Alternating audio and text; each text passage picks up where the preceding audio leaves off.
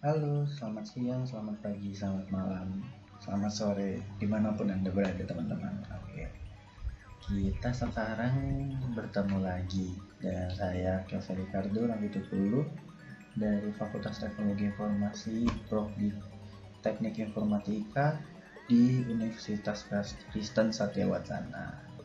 Dan ini 67/2019-269. Oke, sekarang atau hari ini kita akan membahas tentang topologi jaringan. Ya, teman-teman ada yang tahu nggak sih apa itu topologi jaringan? Oke, kita sekarang mulai bahas ya. Jadi, topologi jaringan komputer adalah metode atau cara yang dilakukan agar dapat menghubungkan setiap komputer atau bisa dibilang satu komputer dengan komputer lainnya. Nah, struktur atau jaringan yang digunakan untuk menghubungkan satu komputer dengan komputer lainnya itu yang biasanya kita tahu itu bisa digunakan dengan kabel ataupun wireless teman-teman. Nah, sekarang kita bahas apa aja sih topologi jaringan itu. Nah, topologi jaringan itu dibagi dua teman-teman. Satu, topologi fisik, kedua topologi logik. Nah, topologi fisik, kita bahas topologi fisik ya teman-teman. Nah, topologi fisik itu apa sih? Topologi fisik adalah suatu konsep atau metode yang digunakan untuk menghubungkan suatu komputer dengan komputer lainnya atau satu dengan yang lainnya, kalau bisa bilang seperti itu. Nah, itu di dalam suatu jaringan. Nah, topologi fisik ini dibagi lagi, ada topologi bus, topologi star, tree, ring, dan mesh. Ya nanti kita akan bahas. Nah, setelah itu ada lagi topologi logik. Topologi logik itu apa sih? Topologi logik adalah gambaran hubungan secara logika yang terjadi antar masing-masing komputer dalam jaringan. Nah, topologi logik ini dibagi menjadi dua, yaitu FDDI atau Fiber Distributed Data Interface atau yaitu tadi teman-teman, dan Ethernet. Oke. Selanjutnya kita akan bahas mulai dari topologi bus dulu teman-teman. Untuk topologi bus ini, topologi yang pertama kali digunakan untuk menghubungkan komputer. Jadi topologi bus ini kayaknya yang paling tua. Nah, dalam topologi ini masing-masing komputer akan terhubung ke satu kabel panjang dengan beberapa terminal. Dan pada akhir dari kabel harus diakhiri dengan satu terminator. Nah, di karakteristik topologi bus ini ada 4 karakteristik, yaitu node-node dihubungkan secara serial sepanjang kabel dan pada kedua ujung kabel ditutup dengan terminator. Yang kedua, sederhana untuk instalasi. Yang ketiga, sangat ekonomis dalam biaya. Dan yang keempat, paket-paket data saling bersimpangan pada satu kabel. Nah, apa aja sih kelebihan dan kekurangan topologi bus ini? Nah, kelebihannya tidak memerlukan sumber daya kabel yang banyak. Oke. Yang kedua, biayanya juga lebih murah dibanding dengan topologi lainnya. Yang ketiga, tidak terlalu rumit jika kita ingin menambah jangkauan jaringan. Nah, untuk kekurangannya, tidak cocok untuk traffic yang terlalu padat. Jadi dia tidak cocok untuk jaringan yang terlalu padat gitu teman-teman. Nah, selanjutnya ini sangat sulit untuk melakukan troubleshoot pada bus. Nah, selanjutnya teman-teman, yaitu topologi star. Nah, topologi star itu apa sih? Nah, topologi star atau yang disebut juga dengan topologi bintang adalah topologi jaringan yang berbentuk bintang, di mana pada umumnya memakai hub atau switch untuk koneksi antar klien. Nah, karakteristik topologi star itu apa aja sih? Nah, karakteristiknya itu setiap node berkomunikasi langsung dengan konsentrator atau hub. Terus sangat mudah dikembangkan.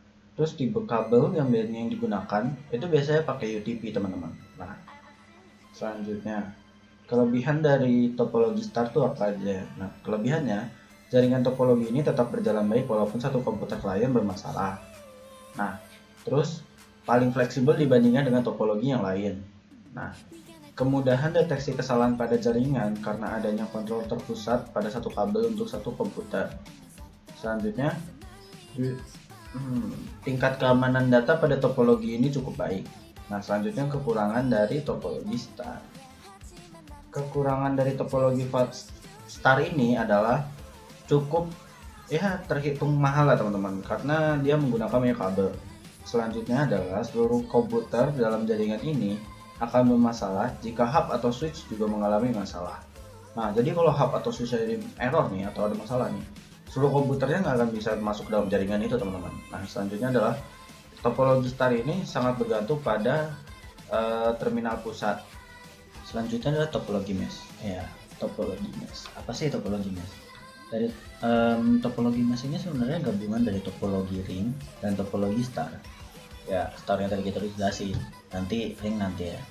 Nah, topologi mesh ini adalah suatu bentuk hubungan antar perangkat di mana setiap perangkat terhubung secara langsung ke perangkat lainnya yang ada di dalam jaringan.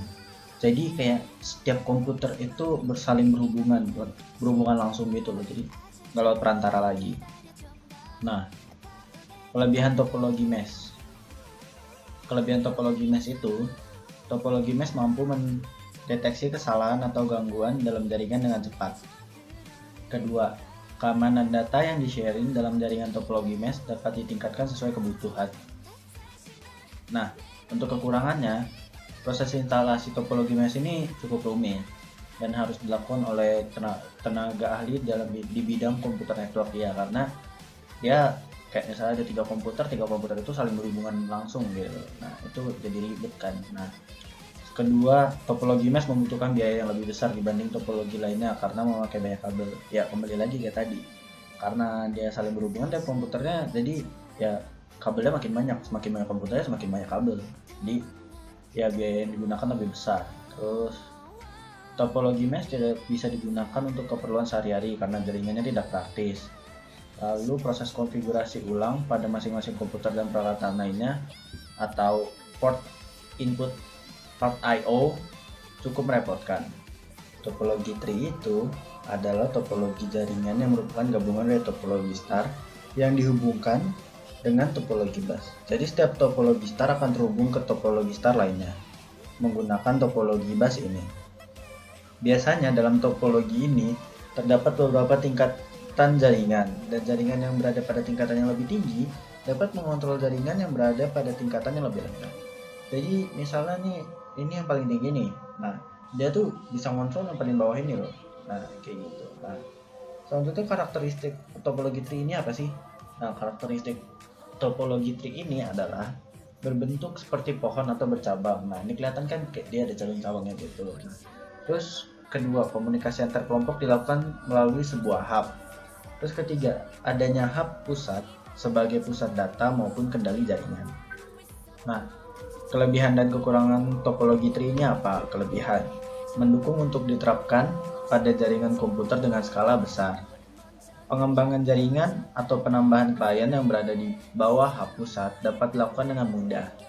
Identifikasi kerusakan pada jaringan serta isolasi jaringan dapat dilakukan dengan mudah. Nah, kekurangannya, jika kabel utama atau backbone rusak, maka seluruh jaringan akan terganggu. Nah, yang kedua, hub memegang peran penting dalam jaringan. Jika hub rusak, maka seluruh jaringan akan terganggu. Nah, yang ketiga, jika komputer yang berada di tingkat atas mengalami kerusakan atau gangguan, maka komputer yang berada di bawahnya juga akan mengalami gangguan. Topologi ring adalah topologi yang terakhir kita bahas. Nah, topologi ring ini biasanya digunakan dalam jaringan yang memiliki performance tinggi. Jaringan yang membutuhkan bandwidth untuk fitur yang time sensitive, seperti video, audio, atau ketika performance dibutuhkan saat komputer yang terhubung ke jaringan dalam jumlah yang banyak. Nah, karakteristik topologi ringnya apa aja sih? Karakteristiknya, node-node dihubungkan secara serial di sepanjang kabel dengan bentuk jaringan seperti lingkaran, ya seperti gambar ya, kayak lingkaran gitu kan. Nah, lalu sangat sederhana dalam layout seperti jenis topologi bus. Lalu paket-paket data dapat mengalir dalam satu arah, ke kiri atau ke kanan, sehingga collision dapat dihindarkan. Nah, kelebihan dari topologi ring mudah dalam hal perancangan dan pengimplementasiannya. Biaya instalasi topologi ring ini cenderung lebih murah dibandingkan topologi lainnya. Misalnya topologi bus, topologi ring memiliki performa koneksi yang lebih baik meskipun dengan aliran data yang berat sekalipun. Nah, kekurangan topologi ring ini apa aja sih? Jika terjadi kesalahan dalam satu node atau titik bisa mengakibatkan kesalahan dalam seluruh jaringan. Biasanya perusahaan yang menerapkan topologi ini menggunakan cincin ganda atau double ring untuk mengantisipasi permasalahan tersebut. Lalu, jika ingin mengembangkan jaringan, maka proses terkesan kaku. Ini karena pemindahan, penambahan, dan pengubahan perangkat akan mempengaruhi semua jaringan. Lalu, kinerja komunikasi dalam jaringan topologi ring sangat bergantung dengan jumlah titik atau node yang terdapat dalam jaringan. Sehingga banyak titik, tentu akan semakin lama proses pengiriman datanya. Nah, kita sudah selesai nih bahas topologi. Nah, selanjutnya kita bakalan bahas tentang device-device yang ada di dalam jaringan. Apa aja sih? Ya kita lihat. Kita bakalan bahas paling cuman ya antara 5 atau 6 perangkat kali ya. Nah, di sini pertama kita bahas server dulu. Nah, server merupakan sebuah perangkat atau komputer khusus yang menyediakan berbagai layanan atau servis pada klien yang terhubung dengannya. Umumnya, server dibekali dengan spesifikasi hardware yang cukup tinggi, terutama dari segi prosesor dan RAM-nya. Karena server ini harus melakukan kegiatan multitasking yang cukup berat. Nah, maka tidak heran jika untuk membangun komputer server diperlukan biaya cukup tinggi. Nah, sistem operasi yang digunakan untuk server ini khusus ya, nggak kayak biasanya Windows 10 gitu. Ya, itu biasanya tuh kayak pakai Windows Server atau Linux Debian. Nah, yang kedua, router. Router merupakan perangkat jaringan yang berfungsi menghubungkan dua jaringan atau lebih, sehingga data dapat dikirim dari satu jaringan ke jaringan yang lain. Dengan menggunakan router, kita bisa menghubungkan dua jaringan yang berbeda. Sekilas cara kerja router ya, nih.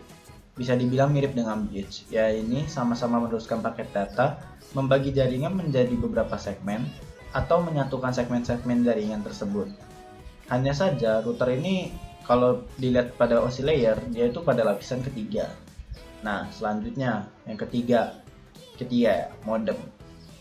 Modem atau dengan kepanjangan modulator demodulator atau yang sering disingkat dengan modem merupakan perangkat jaringan yang memiliki fungsi untuk mengubah sinyal digital menjadi sinyal analog atau sebaliknya. Nah, data yang diberikan kepada komputer ke modem umumnya berbentuk sinyal digital. Maka dari itu, ketika modem mendapatkan data berbentuk sinyal analog, modem harus merubahnya.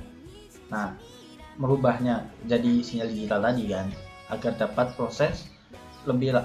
diproses lebih lanjut oleh komputer. Nah, selanjutnya tadi udah berapa ya? 3. Berarti kita keempat, bridge. Bridge merupakan perangkat jaringan yang memiliki fungsi memperluas suatu jaringan sekaligus membuat sebuah segmen jaringan. Bridge akan memetakan alamat Ethernet dari setiap titik yang ada pada masing-masing segmen network. Kemudian bridge akan menyeleksi dan hanya memperbolehkan perpindahan data tertentu saja. Nah, cara kerja bridge yaitu mengenali alamat MAC yang mentransmisi sebuah data ke jaringan. Lalu kemudian bridge akan membuat tabel internal secara otomatis, di mana tabel ini dapat menentukan segmen mana yang akan di-routing maupun yang akan difilter. Nah, tadi sudah keempat, kita selanjutnya hub ya. Hub merupakan salah satu perangkat jaringan yang bertugas mengubah sinyal transmisi jaringan, di mana hal tersebut dimaksudkan agar kedua komputer atau lebih dapat saling terhubung. Nah, yang terakhir adalah switch. Switch merupakan perangkat jaringan yang memiliki fungsi yang hampir sama dengan hub, tetapi perangkat ini lebih pintar dari hub. Nah, karena dapat mengatasi masalah collision data. Tidak hanya itu, switch juga memiliki beberapa kelebihan seperti kecepatan transfer data yang lebih cepat. Nah, terus luas jaringannya juga lebih bagus daripada hub. Selain itu, switch tidak hanya digunakan untuk membagi sinyal, tetapi juga memfilter paket data, kemudian meneruskannya ke jaringan yang dituju. Switch paling sering digunakan pada ruangan lab komputer atau ruangan kantor, di mana masing-masing komputer klien terhubung dengannya terlebih dahulu melalui kabelan sebelum terhubung dengan router. Nah, tadi kita udah bahas topologi dan bahas tentang perangkat-perangkatnya ya. Kita bahas 5 tadi kalau nggak salah. Nah, teman-teman udah ngerti belum apa itu jadi topologi dan perangkat-perangkatnya, contoh-contoh perangkatnya kan? Nah, sekian dari saya. Terima kasih atas perhatian teman-teman telah menonton video ini. Sampai jumpa di lain